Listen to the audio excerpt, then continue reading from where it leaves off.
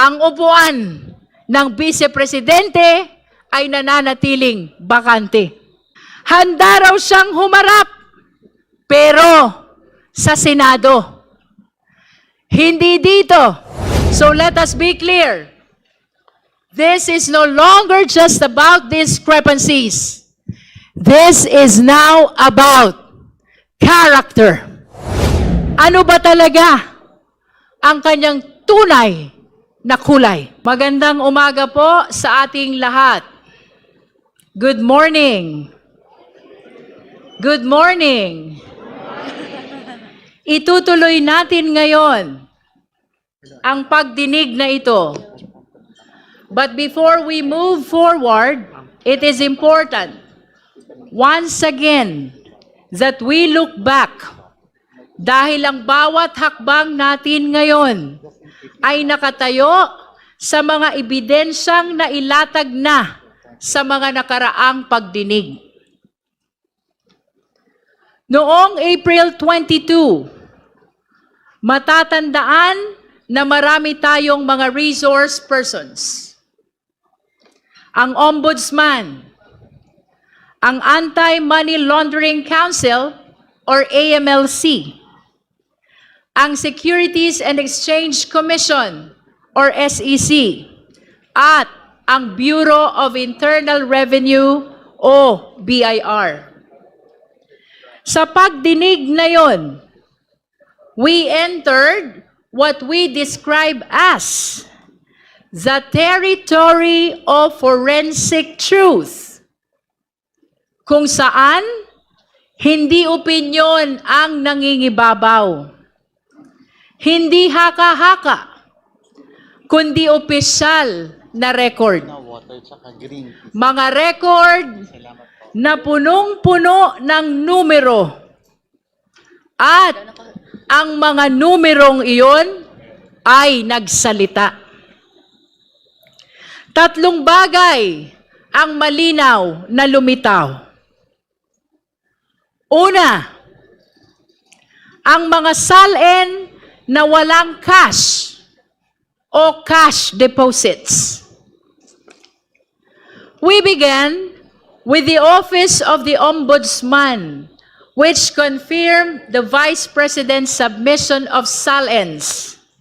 Ito yung tinatawag natin na Statement of Assets, Liabilities, and Net Worth. Kapansin-pansin na mula 2016 hanggang 2024, tumaas ang net worth ng Vice Presidente mula 34 million patungong 88 million. Ngunit kapansin-pansin din na mula 2019, zero cash o cash deposits ang idineklara. Wala kahit 5. Kaya hindi maiwasan ni Congressman Joel Chua na magsabi, di wow. Wala daw cash o cash deposit. Tama po ang dinig ninyo. Walang cash sa bulsa o kahit sa bangko. Kung biro man ito, hindi ito nakakatawa. Dahil kung walang cash o cash deposit, ang tanong, paano umikot ang pera? At kung walang laman ang bangko, paano lumaki ang yaman? At paano nakapag-deposit si Congressman Percy Sendanya sa isang bank account na nakapangalan sa Vice Presidente? At ibig ba nitong sabihin ay ang Vice Presidente ang kaisa-isang opisyal sa buong Pilipinas na walang land bank account? At iyan ang mga tanong na iniwan ng SALN. Pangalawa, ang AMLC at ang bilyon-bilyong galaw ng pera. Sumunod na nagpahayag ang AMLAC, isang ahensyang walang kinikilingan, isang ahensyang sumusunod sa datos. At sa pagtatanong ni Congressman Terry Ridon, nakita natin na ang datos ay malinaw.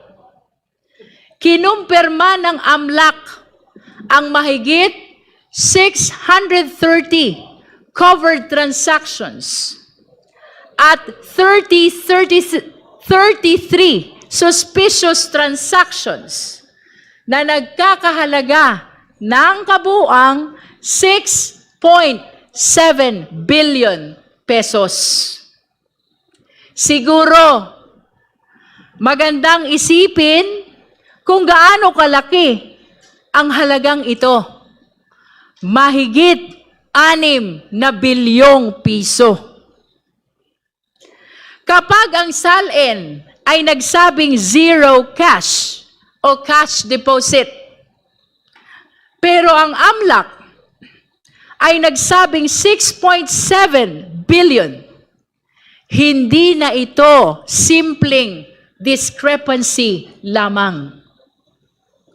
O kahit ang basehan natin ay ang net worth na 88 million, napakalayo pa rin nito sa bilyon-bilyong transaksyon na nakita ng AMLAC. Ito na ang tinatawag ni Congressman Chel Jokno na smoking gun. Pangatlo, ang mga paratang ni dating Senator Sonny Trillanes na nakumpirma. 10 taon, ganyan katagal ang hinintay ni Senator Trillanes. Ganyan katagal pinagdudahan ang kanyang mga aligasyon. Mga aligasyong patungkol sa mga bilyon-bilyong piso na pumasok sa mga account ng mga Duterte. Ngunit noong April 22, ang mga ito ay hinarap at nakumpirma. Pumili ng mga transaksyon at lahat ng ito ay kinumpirma. 18 out of 18. 18 sa 18. Pero, nang binilang muli, mali pala. Dahil ang totoo, 19 out of 19 ang confirmed transactions. Hindi ito tsamba. Hindi ito coincidence. Ito ay kumpirmasyon. Dati, parang chismis lang. Ngayon, may official record na. At nang mag-match ang mga paratang ni Senator Trillanes at ang official record, lalo pang luminaw ang katotohanan. Sa madaling salita, SALN, AMLC report, at ang paliwanag ni Senator Trillanes, iisang direksyon ang tinuturo. At gaya ng sinabi ni Deputy Speaker J.J. Suarez, hindi talaga tumutugma ang kwento sa kwenta. At sa puntong yun, mabigat ang binitiwang tanong ni Congressman Benny Abante. Sinasabi nyo, simpleng buhay? Pero paano naging simple kung milyon-milyon ang payout? Dito sa milyon-milyong payout, may mga pangalan na nabanggit. Mga pangalang hindi basta-basta makakalimutan. Names like Michael Yang, and Sami Uy. These are not ordinary names, lalo na dahil napakalaking pera ang pinag-uusapan. At base sa pahayag ni Senator Trillanes, merong pahiwatig na isang pattern, isang sistema. At dahil dito, dapat magkaroon pa ng mas malalim pa na investigasyon. Kailangang tukuyin ang buong lawak ng network na ito. Kung sino ang sangkot. Paano gumalaw ang pera? Saan ito nagmula? Hindi ito pwedeng baliwalain. This warrants a separate, focused, and full-scale investigation. In this light, we humbly invite the attention of the AMLC, the NBI, the DOJ, and the Ombudsman.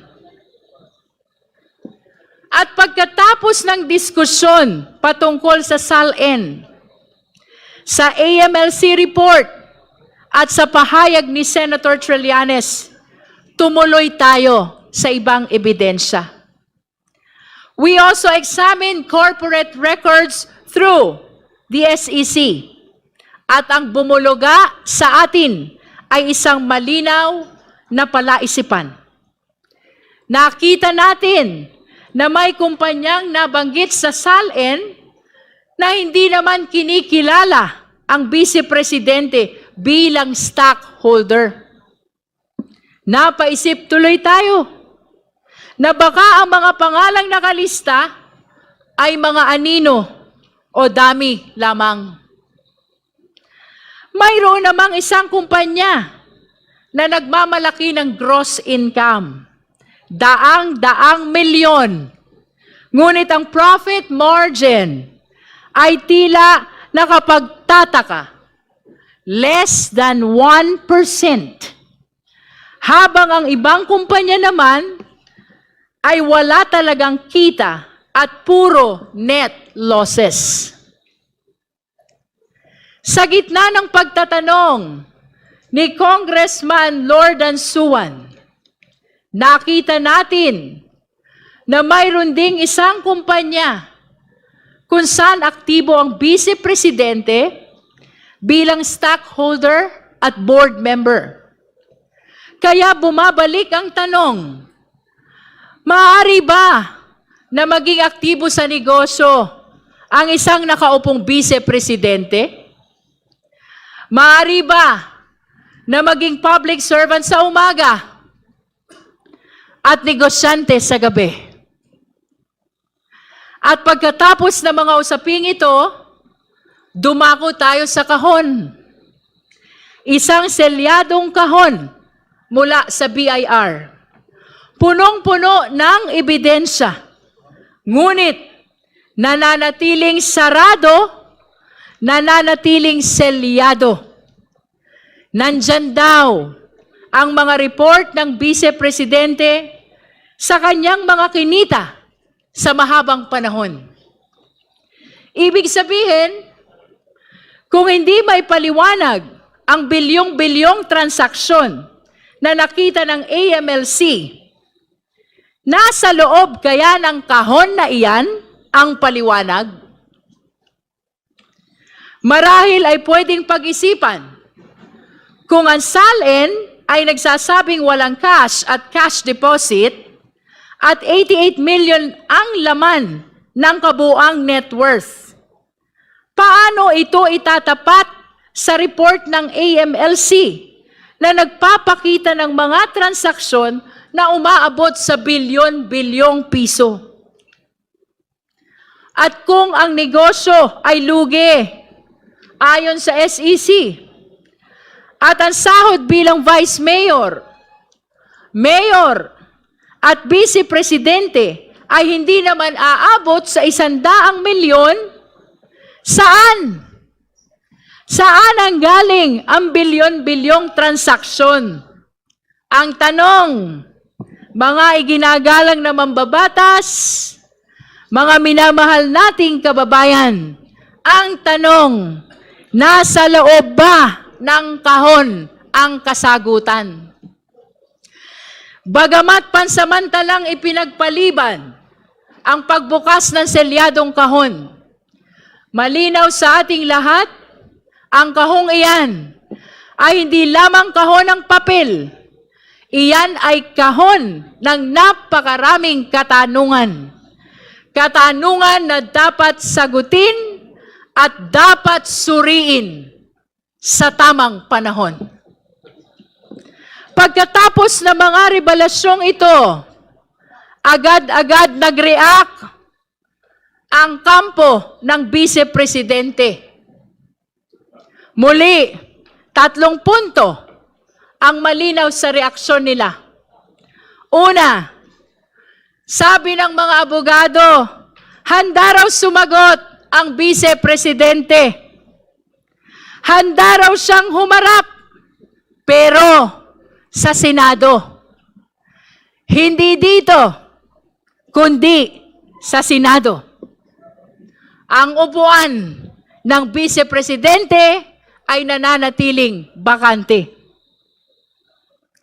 Napaisip tuloy tayo, kung doon siya sasagot, hindi ba't kinikilala na rin niya na meron ng sapat na ebidensya dito at patungo na talaga sa Senado ang kasong ito? Pangalawa, tungkol sa mga naibunyag ng AMLAC, lalo na yung 6.7 billion, hindi raw nila sinasabing tama o mali ang mga numerong ito. Ngunit ang payo nila, be cautious. Mag-ingat daw tayo. Mag-ingat.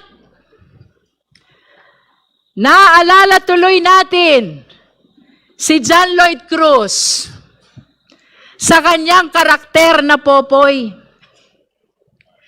Kapag pinapayuhan tayo ni Popoy na mag-ingat, damang-dama natin ang pagmamahal. Yan talaga ang paalala ni Popoy. Ingat tayo lahat. Pero dito, ang bilin nila na mag-ingat tayo ay mukhang hindi galing sa malasakit. Tila isang babala. O baka nga, isang babala. Mag-ingat. Sa harap ng bilyon-bilyong piso, iyan ang sagot. Napakasimple ng tanong, may pera ba o wala? Mayroon bang 6.7 billion na gumalaw sa ilalim ng mga pangalan nila? At kung mayroon, saan galing? Tapos tayo ang mag-iingat? Be cautious daw? Anong klaseng sagot yan? Mag-ingat daw kasi baka raw bloated ang 6.7 million na binanggit ng AMLAC. At baka paikot-ikot lamang ang pera, kaya lumaki ng ganito.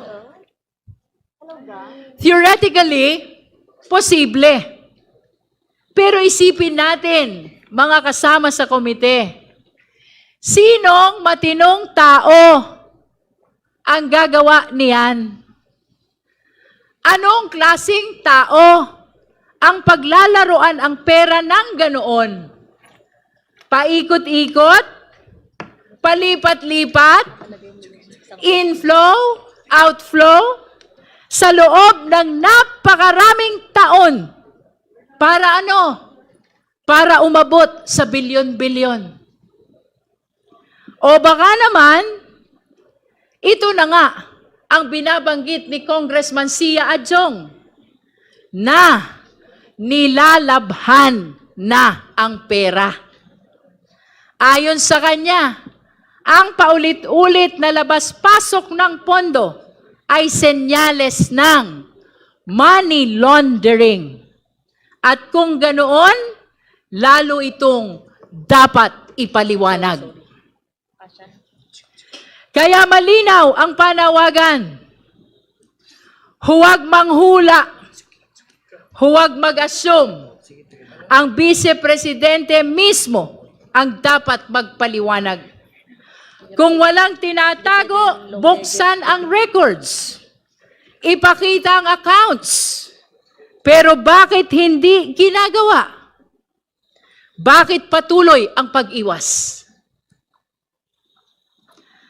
At ang pangatlo, sa reaksyon ng defense team, ito na nga, may bagong reklamo na naman daw na inihain sa Office of the City Prosecutor. Bagamat wala pa tayong natatanggap na opisyal na kopya ng nasabing reklamo, let me say this, handa tayong harapin ito. Pero pansinin natin, kung totoo ang mga ulat, ang tinutumbok ng reklamo ay ang sabina natin at ang proseso ng paglabas ng AMLAC report, hindi ang nilalaman ng AMLAC report. Klaro, hindi itinatanggi ang mga bilyones na nabanggit sa AMLAC report. At tila inaamin na may bilyon-bilyon talagang tinatago. At ang tanging reklamo lamang, bakit ninyo kami binulabog? Magreklamo na sila hanggat gusto nila.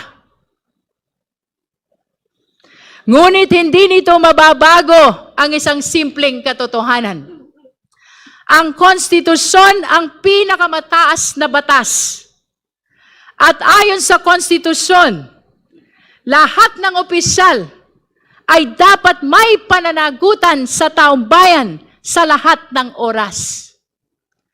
Anumang limitasyon na nilikha ng ordinaryong batas, kasama ng Bank Secrecy Law, ay hindi maaaring manaig laban sa mandato ng konstitusyon para sa public accountability. At tayo sa komiting ito, ang boses ng utos na iyan. Kaya nga, pwede tayo mag-issue ng nararapat na sabina. At lalo na, sa kaso ng impeachment, pwede nating hingiin ang report ng Anti-Money Laundering Council. Mga kagalang-galang na mambabatas, mga minamahal na kababayan, dagdagan pa natin ito and listen to this. Hindi nilikha ang Bank Secrecy Law para maging taguan ng hindi maipaliwanag na yaman. Ang layunin ng Bank Secrecy Law ay protektahan ang lehitimong deposito. Hindi pagtakpan ang kahinahinalang galaw ng bilyon-bilyong piso. Ang papel ng AMLAC ay siyasatin ang mga kahinahinalang transaksyon at iulat ang mga ito sa kinauukulan dahil ang pagpapalabas ng katotohanan ay hindi paglabag, kundi pagsunod lamang sa mas mataas na prinsipyo ng pananagutan. If there is nothing to hide, there is no reason to hide. There is no reason to obstruct. The only people who fear the disclosure of these transactions are those with dirty secrets. Transparency is the only response of those with integrity. Everything else is just an excuse. At tandaan natin, dati pa nilang sinubukan na harangin sa kagalang-galang na Korte Suprema ang kapangyarihan ng komite na mag-issue ng subpoena. Pero hanggang ngayon, walang temporary restraining order o kahit direktiba galing sa Supreme Court. Kaya malinaw, we shall proceed. At yan ang tatlong bagay na ginawa nila. Una, nagdeklara sila na handa silang sumagot sa Senado. Pangalawa, sinabihan tayo na mag-ingat daw tayo. At pangatlo, ang pag-file ng panibagong reklamo laban sa atin. At ngayon, narito na tayo sa puntong ito. April 29, itutuloy natin ang pagdinig. Kung ang nakaraan ay tungkol sa numero, ang pagdinig ngayon tungkol sa pagkatao. Hindi lamang kung saan napunta ang pera, kundi sino ang may hawak nito. Hindi lamang transaksyon, kundi ang intensyon. Today, this committee will therefore continue its pursuit of the truth. Sisimulan natin sa selyadong kahon na galing sa BIR. Isang kahon na naglalaman ng mga dokumento na maaaring magbigay linaw sa mga katanungan natin. Pero hindi tayo titigil dyan. Dahil pagkatapos niyan, pupunta tayo sa mas malalim at nakababahalang usapin. We will examine allegations involving threats, intimidation, possible violence, destabilization. Ang paratang na, kung totoo, ay hindi lamang nakakaalarma, kundi lubhang mapanganib para sa ating lahat. May mga video, may mga salita, may mga pahayag na kailangang patunayan. Kaya inaasahan nating marinig ang paliwanag ng NBI, National Bureau of Investigation. Sila ang magdadala ng mga video. Sila ang tutulong sumagot sa mga karagdagang katanungan tungkol sa mga ito. So let us be clear. This is no longer just about discrepancies. This is now about character. Sino ba talaga ang vice-presidente? Siya ba talaga ito? Ang vice-presidente? Ang ikalawang pinakamataas na opisyal ng Republika ng Pilipinas na malinaw na nagbanta sa buhay ng presidente, na nag-utos na patayin ang presidente. Siya ba itong uhaw sa karahasan na nakuha pang magsalita tungkol sa pagpugot ng ulo ng presidente? Is she a public servant, bound by the same laws as the person on the street? Or one who believes she is above the law? Siya ba ay lingkod bayan na yumuyuko sa batas? O isang makapangyarihang tao na gustong paluhurin ang batas? Ano ba talaga ang kanyang tunay na kulay? Iyan ang tanong natin sa araw na ito. Iyan ang susubukin nating sagutin. At sa huli, babalik tayo sa pinakasimple, ngunit pinakamabigat na tanong. Sa prosesong ito, sa gitna ng mga paratang laban sa Vice Presidente at sa gitna ng mga ebidensya, karapat-dapat ba siya sa posisyon niya? Is she still fit in her position as Vice President of the country? Gaya ng lagi nating sinasabi, wala tayong papanigan, kundi ang katotohanan.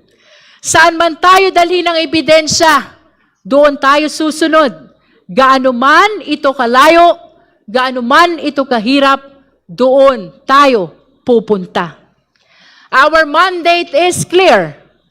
Our resolve is firm, guided by the Constitution, anchored on evidence, and faithful to the trust of the Filipino people, and above all, led by the clear voice of our conscience. We shall continue this hearing. Ang sabi ng kampo ng Vice Presidente, let us be cautious. Mag-ingat daw tayo. Ang sagot natin, let us be truthful. Magpakatotoo tayo.